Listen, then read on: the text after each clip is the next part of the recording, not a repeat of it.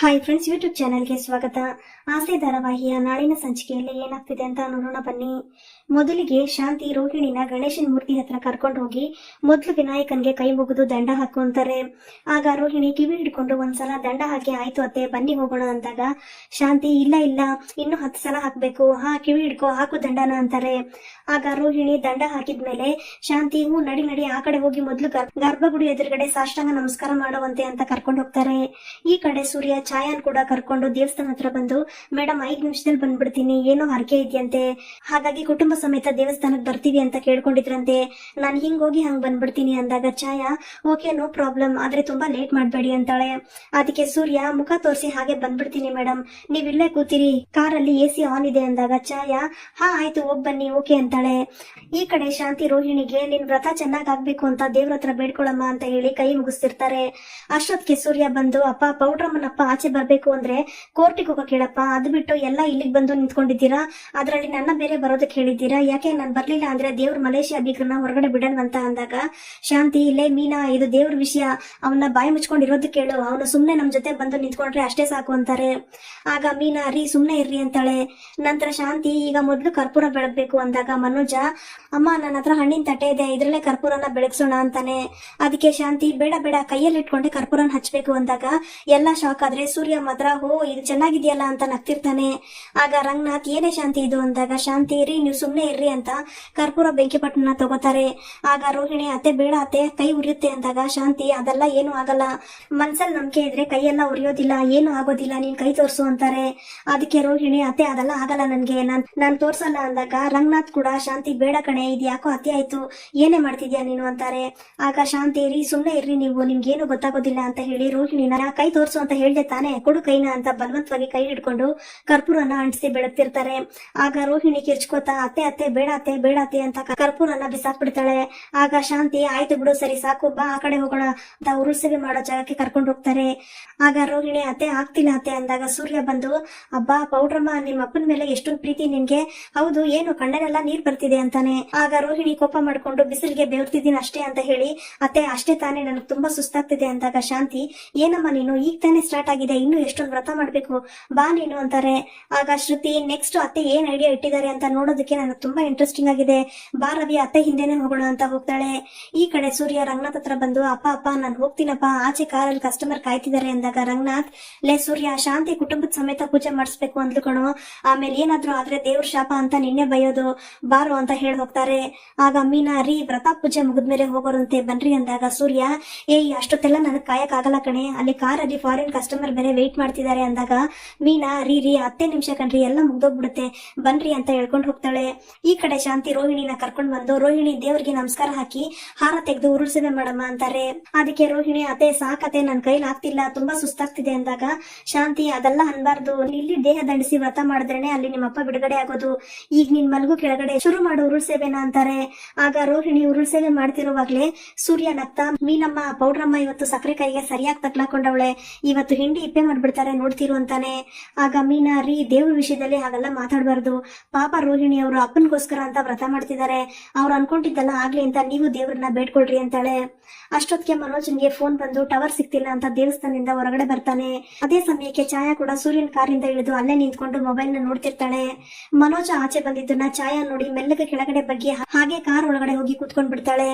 ನಂತರ ಮನೋಜ ಮೊಬೈಲ್ ಅಲ್ಲಿ ಮಾತಾಡ್ತಾ ಕಾರ್ ಹತ್ರ ಬಂದ್ರು ಕೂಡ ಕಾರ್ ಒಳಗಡೆ ಸರಿಯಾಗಿ ನೋಡ್ದೆ ಅವನ್ ಪಾಡಗ ಅವನು ಕಾರ್ ಮೇಲೆ ಹೊರಕೊಂಡು ಅವನ್ ಪಾರ್ಕ್ ಫ್ರೆಂಡ್ ಹತ್ರ ದೇವಸ್ಥಾನಕ್ಕೆ ಬಂದ ವಿಷಯದ ಬಗ್ಗೆ ಮಾತಾಡ್ತಿರ್ತಾನೆ. ಈ ಕಡೆ ರೋಹಿಣಿ ಅತ್ತೆ ಸಾಕತ್ತೆ ಆಗ್ತಿಲ್ಲ ಅಂದಾಗ ಶಾಂತಿ ಇದೇ ನಮ್ಮ ಕಡೆ ಸುತ್ತು, ಇನ್ ಸ್ವಲ್ಪ ದೂರ ಇದೆ ಅಷ್ಟೇ ಉರುಳು ಅಂತಾರೆ.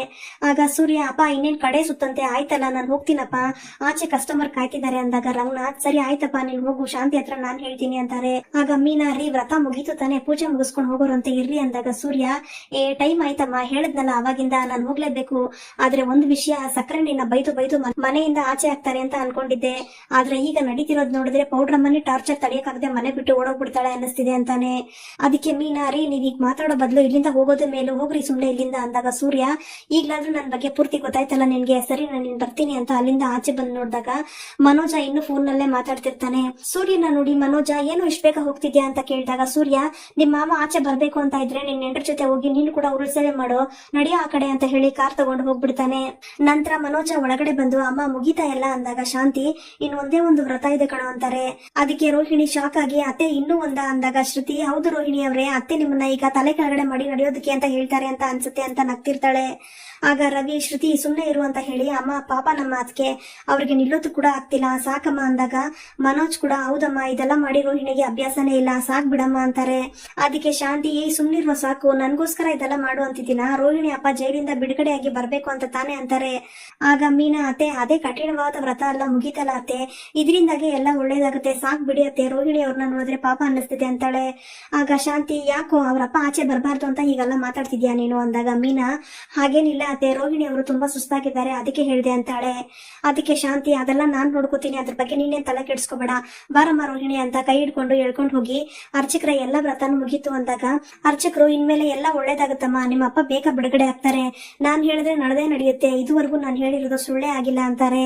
ಆಗ ರೋಹಿಣಿ ಇವತ್ತು ನಿಮ್ ಮಾತು ಸುಳ್ಳೇ ಆಗೋದು, ಅಪ್ಪ ಇದ್ರೆ ತಾನೇ ಬಿಡುಗಡೆ ಆಗೋದಕ್ಕೆ ಅಂತ ಅನ್ಕೋತಿರ್ತಾಳೆ. ಆಗ ಅರ್ಚಕರು ಬಂದು ನಿಮ್ಮ ಅಪ್ಪನ ಹೆಸರು ಹೇಳಮ್ಮ ಅರ್ಚನೆ ಮಾಡ್ಬೇಕು ಅಂದಾಗ ರೋಹಿಣಿ ಅದು ಅಪ್ಪ ಅಪ್ಪ ಅಂತ ಅಂತಿರ್ತಾಳೆ. ಆಗ ಅರ್ಚಕರು ಏನಮ್ಮ ನಿಮ್ಮ ಅಪ್ಪನ ಹೆಸರು ಕೇಳಿದ್ರೆ ಇಷ್ಟೊಂದು ಯೋಚನೆ ಮಾಡ್ತಿದ್ಯಾ ಅಂದಾಗ ರಂಗನಾಥ್ ಹೇಳಮ್ಮ ರೋಹಿಣಿ ನಿಮ್ಮ ಅಪ್ಪನ ಹೆಸರು ಇದುವರೆಗೂ ನಮಗ್ ಕೂಡ ಗೊತ್ತಿಲ್ಲ ಅಂತಾರೆ. ಆಗ ಶಾಂತಿ ಹೌದಲ್ವಾ ರೋಹಿಣಿ ನಿಮ್ಮ ಅಪ್ಪನ ಹೆಸರು ಏನು ಹೇಳು ಅಂದಾಗ ರೋಹಿಣಿ ತುಂಬಾ ಯೋಚನೆ ಮಾಡಿ ಯಾವ್ದೋ ಒಂದು ಹೆಸರನ್ನ ಹೇಳ್ಬಿಡ್ತಾಳೆ. ನಂತರ ಅರ್ಚಕರು ಪೂಜೆ ಎಲ್ಲ ಮಾಡಿ ನೋಡಮ್ಮ ಇವತ್ ಮಾಡಿದ ವ್ರತ ಮಾತ್ರ ಸಾಕಾಗೋದಿಲ್ಲ, ಇನ್ನು 48 ದಿನ ವ್ರತ ಮಾಡ್ಬೇಕು, ನಿಮ್ ಅತ್ತೆ ಹತ್ರ ಎಲ್ಲ ಹೇಳಿದ್ದೀನಿ, ನೆಲದ ಮೇಲೆ ಮಲಗ್ಬೇಕು, ಅದು ಒಬ್ಳೆ ಮಲಗ್ಬೇಕು, ಅದು ಅಲ್ಲದೆ ಉಪ್ಪು ಖಾರ ಇಲ್ದೇ ಇರೋ ಊಟನೇ ಮಾಡ್ಬೇಕು, ಮತ್ತೆ ನಿನ್ ಕೆಲ್ಸನ ಏನೇ ಆದ್ರೂ ಕೂಡ ನೀನೇ ಮಾಡ್ಕೋಬೇಕು ಅಂತಾರೆ. ಅದನ್ನ ಕೇಳಿ ರೋಹಿಣಿ ಗಾಬರಿ ಆದಾಗ ಶಾಂತಿ ಅದೆಲ್ಲ ಮಾಡ್ಕೋತಾಳೆ ಅರ್ಚಕ್ರೆ ನಾನ್ ನೋಡ್ಕೋತೀನಿ ಅಂತ ಹೇಳಿ ಪೂಜೆ ಎಲ್ಲ ಮುಗಿಸ್ಕೊಂಡ್ ಮನೆಗೆ ಹೋಗ್ತಾರೆ. ಈ ಕಡೆ ರೋಹಿಣಿ ಪಾರ್ಲರ್ ಬಂದು ಪೂಜಾ ಹತ್ರ ಆಗಿದ್ದೆಲ್ಲ ಹೇಳ್ತಿರ್ತಾಳೆ. ಆಗ ಪೂಜಾ ಹಾಗಾದ್ರೆ ನಿಮ್ ಮನೇಲಿ ಚೆನ್ನಾಗಿ ಬೆಂಡೆತ್ತಿದ್ದಾರೆ ಅಂತ ಹೇಳು ನಿನ್ನ ಅಂದಾಗ ರೋಹಿಣಿ ಹೌದು ಕಣೆ ಪೂಜಾ, ಆ ಮನೇಲಿ ಸೂರ್ಯ ಒಬ್ನೇ ನಿಮಿಷಕ್ಕೂ ಬದಲಾಗೋದು ಅಂತ ಅನ್ಕೊಂಡಿದ್ದೆ, ಆದ್ರೆ ಈಗ ಅರ್ಥ ಆಗ್ತಿದೆ ಸೂರ್ಯ ಯಾಕಾಗ ಆಡೋದು ಅಂತ, ಸೂರ್ಯನ್ಗೆ ಇರೋದು ಸೇಮ್ ಟು ಸೇಮ್ ನಮ್ಮ ಅತ್ತೆ ಗುಣನೇ ಕಣೆ ಅಂತಾಳೆ. ಆಗ ಪೂಜಾ ಅಲ್ಲೇ ರೋಹಿಣಿ ಅಟ್ಲೀಸ್ಟ್ ನಿಮ್ಮ ಅತ್ತೆ ನಿಮ್ಮ ಅಪ್ಪ ಜೈಲಲ್ಲೇ ಇರೋದು ಅಂತ ನಂಬ್ತಿದಾರಲ್ಲ ಅದಕ್ಕೆ ಖುಷಿ ಪಡು, ಈಗ ವ್ರತ ಅದು ಇದು ಅನ್ಕೊಂಡು ಕಮ್ಮಿ ತಿನ್ನೋದಕ್ಕೆ ಅಷ್ಟೇ ತಾನೇ ಹೇಳ್ತಿದ್ದಾರೆ, ಡಯಟ್ ಅಲ್ಲಿ ಇದ್ದೀನಿ ಅಂತ ತಿಳ್ಕೊಂಡು ಮಾಡ್ಬಿಡೆ, ಸ್ವಲ್ಪ ತೂಕ ಆದ್ರೂ ಕಮ್ಮಿ ಆಗ್ತೀಯಾ ಅಂತಾಳೆ. ಆಗ ರೋಹಿಣಿ ಡಯಟ್ ತೂಕದ ಬಗ್ಗೆ ನೀನ್ ಮಾತಾಡ್ತಿದ್ಯಾ, ಕನ್ನಡಿ ನೋಡ್ತೀಯಾ ಇಲ್ವಾ ನೀನು ಅಂದಾಗ ಪೂಜಾ ನನ್ಗೇನೆ ಕಮ್ಮಿ, ನಾನು ಕರೆಕ್ಟ್ ಆಗೇ ಇದ್ದೀನಿ ಅಂತಿರೋವಾಗ್ಲೇ ಪೂಜಾ ಆರ್ಡರ್ ಮಾಡಿ ತರಿಸಿರೋ ಗ್ರಿಲ್ ಚಿಕನ್ ಬರುತ್ತೆ. ಆಗ ಪೂಜಾ ಹಬ್ಬ ಆರ್ಡರ್ ಬಂತು, ತುಂಬಾ ಹೊತ್ತಿಂದ ಕಾಯ್ತಿದ್ದೆ, ಎಷ್ಟು ಚೆನ್ನಾಗಿದೆ ಚಿಕನ್, ಪರಿಮಳ ಬೇರೆ ಬರ್ತಿದೆ, ತುಂಬಾ ಹೊಟ್ಟೆ ಬೇರೆ ಹಸಿತಿತ್ತು ಅಂತ ತಿಂತಿರ್ತಾಳೆ. ಅದನ್ನ ರೋಹಿಣಿ ನೋಡಿ ಬಾಯಲ್ಲಿ ನೀರ್ ಸುರಿಸ್ತಾ ಪೂಜಾ ಬೆಳಿಗ್ಗೆಯಿಂದ ನಾನೇನು ತಿಂದಿಲ್ಲ ಕಣೆ, ಒಂದ್ ಮಾತ್ ಕೇಳ್ದೆ ನೀನೇ ತಿಂತಿದ್ಯಲ್ಲೇ, ಸ್ವಲ್ಪ ಕೊಡೆ ಅಂತಾಳೆ. ಅದಕ್ಕೆ ಪೂಜಾ ಅಯ್ಯಯ್ಯೋ ನಾನ್ ಕೊಡಲ್ಲಮ್ಮ, ನೀನ್ ವ್ರತದಲ್ಲಿ ಬೇರೆ ಇದೆಯಾ, ನಿನ್ಗೇನಾದ್ರೂ ಚಿಕನ್ ಕೊಟ್ಟ ಆ ಶಾಪ ನನಗ್ ತಟ್ಟುತ್ತೆ ಅಂದಾಗ ರೋಹಿಣಿ ಲೇ ಪೂಜಾ ಅಪ್ಪನೇ ಇಲ್ಲ ಇನ್ನೇನೆ ವ್ರತ ಅಂತಾಳೆ. ಆಗ ಪೂಜಾ ಅಪ್ಪ ಇಲ್ದೆ ಹೋದ್ರು ಕೂಡ ವ್ರತ ಮಾಡ್ತಿರೋದ್ ನಿಜನೇ ತಾನೆ, ನಿಮ್ ಮತ್ತೆ ನಂಬಿಕೆಗಂತೂ ಮೋಸ ಮಾಡ್ಬಾರ್ದು, ಸುಮ್ನೆ ಇಲ್ಲಿಂದ ಹೋಗು, ನಾನ್ ತಿನ್ಬೇಕು, ನನ್ನ ಡಿಸ್ಟರ್ಬ್ ಮಾಡ್ಬೇಡ ಅಂತಾಳೆ. ನಂತರ ರೋಹಿಣಿ ಲೇ ಪೂಜಾ ನನ್ಗೊಂದ್ ಐಡಿಯಾ ಬರ್ತಿದೆ ಕಣೆ, ಈಗ ಮನೋಜ್ಗೆ ಕೆನಡಾದಲ್ಲಿ ಕೆಲಸ ಸಿಕ್ಕಿರೋದು ಒಳ್ಳೇದೇ ಆಯ್ತು ಅನಿಸ್ತಿದೆ, ಅವನ್ ಜೊತೆ ನಾನು ಕೂಡ ಕೆನಡಾಗ್ ಹೋಗ್ಬಿಡ್ತೀನಿ, ಇನ್ಮೇಲೆ ಇವ್ರನ್ನೆಲ್ಲ ಮ್ಯಾನೇಜ್ ಮಾಡೋದಕ್ಕೆ ಆಗಲ್ಲ ಕಣೆ, ಹೇಗಾದ್ರೂ ಮಾಡಿ ಮನೋಜ್ಗೆ ಆ ದುಡ್ಡನ್ನ ಅರೇಂಜ್ ಮಾಡಿ ಕೊಟ್ಬಿಡೋಣ ಅಂತ ಅನ್ಕೊಂತಿದ್ದೀನಿ ಅಂತಾಳೆ. ಆಗ ಪೂಜಾ ರೋಹಿಣಿ ನಿಜ ಹೇಳ್ತಿದ್ಯಾ ನೀನು, ಹಾಗಾದ್ರೆ 14 ಲಕ್ಷಕ್ಕೆ ಏನೇ ಮಾಡ್ತೀಯಾ ಅಂದಾಗ ರೋಹಿಣಿ ಏನಾದ್ರೂ ಮಾಡ್ಬೇಕು ಕಣೆ, ಇದಕ್ಕೂ ಹೆಚ್ಚು ನಮ್ಮ ಅತ್ತೆ ಜೊತೆ ನನ್ಗೆ ಇರೋದಕ್ಕಾಗೋದಿಲ್ಲ, ನನ್ನ ಉಪವಾಸ ಹಾಕಿ ಸಾಯಿಸ್ಬಿಡ್ತಾರೆ ಅನ್ಸುತ್ತೆ, ಹೇಗಾದ್ರೂ ಮಾಡಿ ಬೇಗ ಇದರಿಂದ ತಪ್ಪಿಸ್ಕೋಬೇಕು ಅಂತಾಳೆ. ನಂತರ ರೋಹಿಣಿ ಮನೆಗ್ ಬಂದು ಹೊಟ್ಟೆ ತುಂಬಾ ಹಸಿತಿದೆ, ಪ್ರಾಣ ಬೇರೆ ಹೋಗ್ತಿದೆ, ಒಂದೇ ಒಂದು ಸುಳ್ಳು ಹೇಳಿ ಇವ್ರ ಹತ್ರ ಏನೆಲ್ಲ ಅನ್ಭವಿಸ್ತಾ ಇದ್ದೀನಿ ನಾನು ಅಂತ ಅನ್ಕೋತಿರ್ತಾಳೆ.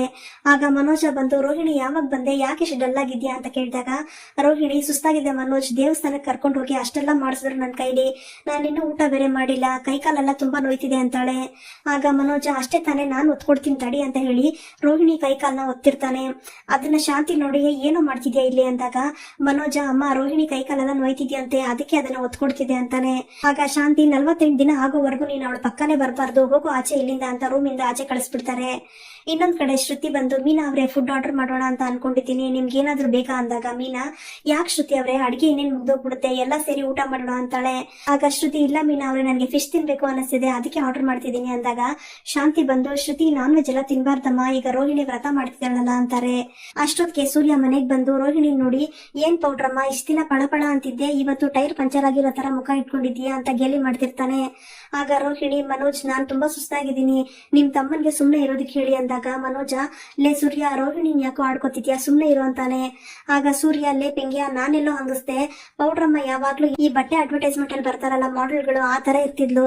ಇವತ್ತು ನೋಡಿದ್ರೆ ಮುಖ ಎಲ್ಲ ಬಾಡೋಗಿ ಬೆಂಡಾಗ್ಬಿಟ್ಟಿದೆ, ಅದಕ್ಕೆ ಕೇಳ್ದೆ ಅಷ್ಟೇ. ಆದ್ರೂ ಮಾಡಿರೋ ವ್ರತ ಎಲ್ಲ ತುಂಬಾ ಸ್ಟ್ರಾಂಗ್ ಆಗೇ ಇರ್ಬೇಕಲ್ಲ, ಇದಕ್ಕೆ ನಿಮ್ಮಪ್ಪ ಜೈಲಿಂದ ಆಚೆ ಬಂದ್ರು ಬರ್ಬೋದು ಅಂತಾನೆ.